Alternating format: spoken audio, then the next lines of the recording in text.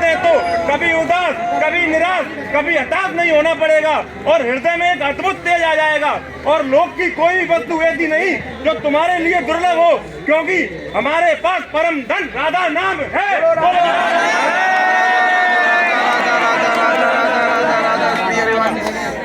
अनित्य सुख में जब तक राग है और शरीर में जब तक मैं है, तब तक शास्त्र और संतों की वाणी को समझ पाने की क्षमता नहीं। यदि हम शास्त्र और संतों की वाणी समझ जाएं, तो इसी जन्म में हमें वो महासुख प्राप्त हो जाए जो ब्रह्मा को भी प्राप्त नहीं है।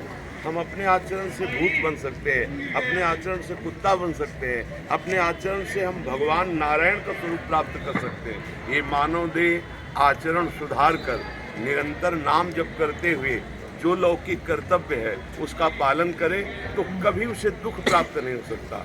अगर बाहरी दुख आएगा भी तो अंदर से इतना आनंद होगा कि उसको सह करके सहज में पार कर जाएगा। इसलिए सबसे प्रार्थना है अपने आचरणों का सुधार करके और खूब नाम जप करो और शास्त्र और संतों की वाणी समझ में ना आवे पर उसे मानो कि ये सत्य कह रहे हैं, क्योंकि सत्य तक पहुंचने के लिए उन्होंने तप किया, उन्होंने भजन किया।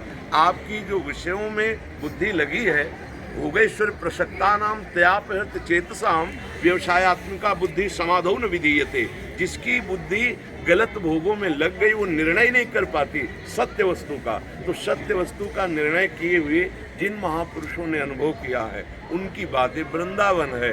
राधा राधा राधा अगर आपके हृदय से जिज्ञासा परमानंद की प्राप्ति हो जाए। इसलिए हम सब राधा